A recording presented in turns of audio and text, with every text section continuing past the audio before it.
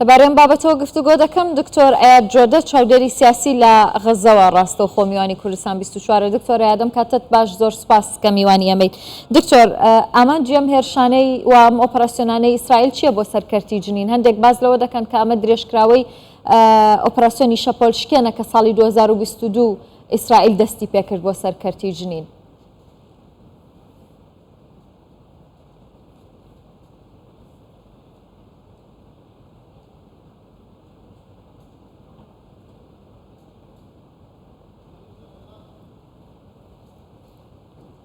كل التحية لكم كل التحية لكل المشاهدين الكرام أشكركم سپاسان دەکەم بۆ ئەم میوانداریە لە ڕاستیدا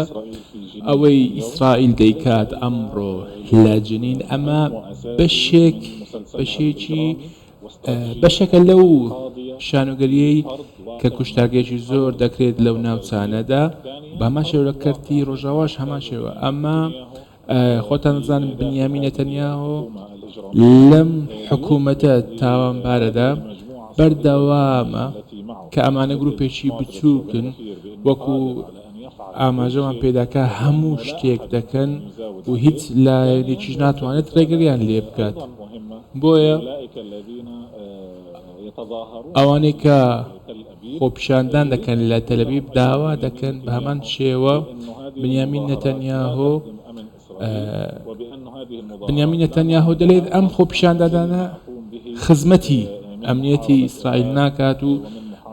خزمەتی هەموو ئەو شەڕانە ناکات کەەوە لە دەرەوە دەکرێت بە تایبەتی لە دژی گروپە فەڵەستینیەکان دەکرێت بەشێکی گەورەش ئێستا لە کۆڵانەکانی فەڵەستین ئاماژە بۆ دەرێت کە ئەم شەڕە لە پێناو خوێنی فەڵەستینیەکانەوە بۆیە پێویستە ئیسرائیل هەموو بارودۆخەکە یەکلایی بکاتەوە بۆ دەیەوێت بۆ بەرژەوەندی حکومەتی خۆی یەکلایی بکاتەوە و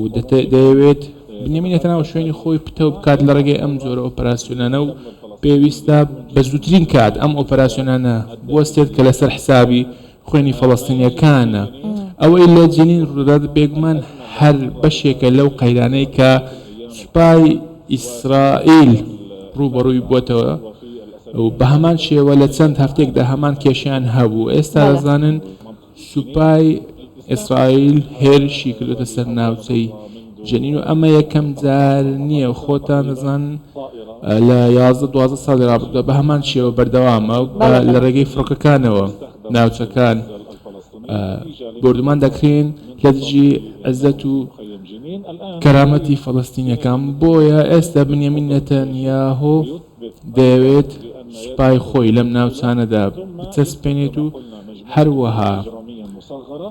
هەموو ئەو گروپانێکەوە نێو حکومەتەکەی بنیامین نەتەنیاهۆ هەن هەوڵی بەردەوامبوونی ئەم ئۆپەراسیۆنانن و لە چەند ڕۆژی داهاتووشدا باوەڕم وایە کە ئۆپەراسیۆنێکی دیکە دەکرێت کە ئەمەش یاریکارێکی دیکەیە بۆ ئەم ناوچەیە وەزیری دەرەوەی ئیسرائیل دەڵێت کە فەڵەستینیەکان لەگەڵ ئێمەن چونکە ئێمە شەڕی بەکرێگیراوانی ئێران دەکەین لە ناوچەی کەرتی جەنین و تاوان پاساویان بۆ ئەو هێرشانەی ئەم دواییە ئەوەیە کە چەکدارانی نزیک یاخود پاڵپشتی کراو لەلایەن ئێرانەوە لەو ناوچانە دەژین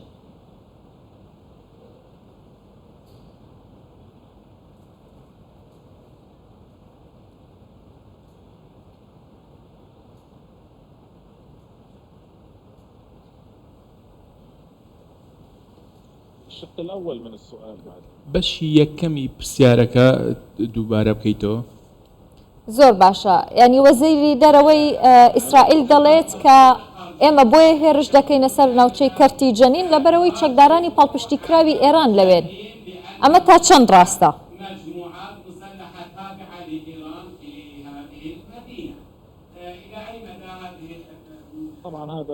بێگومان ئەمە لا طبعا مش صحيح بالمطلق نا ئەمە بە شێوەیەکی ڕەها شتێکی ڕاز نییە و قسەیەکی ڕاز نییە خۆتان نەزانن ئەمە هەموو جار کاتێک ئیسرائیل ئەم جۆرە ئۆپەراسیۆنانە ئەنجام دەدات چەندین پاساو دێنێتەوە و بێگومان ئەمەش پاساوێکی دیکەیەوە هەوڵ دەدەن کۆمەڵکوژیەک بکەن ئەنجام بدەن بەرامبەر بە فڵەستینیەکان ئەوەی لە جنین ڕوو دەدات و تەنانەت لە هەموو پارێزگاکانی فەڵەستین ڕوودەدات و لە قودس و لە هەموو شوێنێک لە غەزە هەموویان دەزانن کەوا شتێک نییە ئێستا ئیسرائیل شتێک بشارێتەوە خۆتان نەزان بە شێوەیەکی ئاشکرا مەدەنیەکان دەکاتە ئامانج و بۆمباران دەکات و لە ڕێگەی فڕۆکەکانەوە چەندین ئۆپراسیۆنی ئاسمانی ئەنجام داوە و ئەمەش پێشێلکردنی مافەکانی مرۆڤە و چەندین پاساو دێنێتەوە بۆ ئەمە ئاماژە بۆ دەدات کە تۆ وەکو پێویستە تۆ وەکو فەڵەستینیەک زۆر باشە و هەر بۆیە هێرشەکان بۆ پارێزەکانی دکتۆر فەڵەستین داوای هاوکاری نێودەوڵەتی یاخود فشاری نێودەوڵەتی دەکات بۆ هێورکردنەوەی دۆخەکە هەست بەوە دەکەن کە هیچ هەوڵێکی نێودەوڵەتی هەبێ بۆ نێوەندگیریکردنی ئیسرائیل و فەڵەستین تاوەکو ئۆپراسیۆنەکان ڕابگیرێن بەڵام بە کورتی وەڵامم بیتەوە سپاس دەکەم.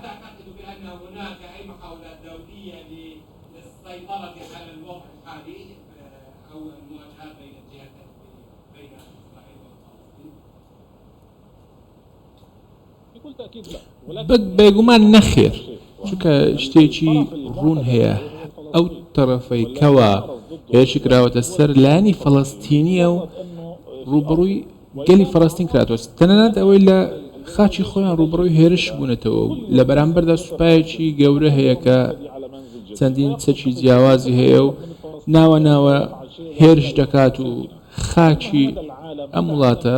بۆمباران دەکات ئەم جیهانە درۆ دەکات و ئەوانەی باز لە دیموکراتیە دەکەن باسی مافی مرۆڤ دەکەن هەموو جارێ ئەوە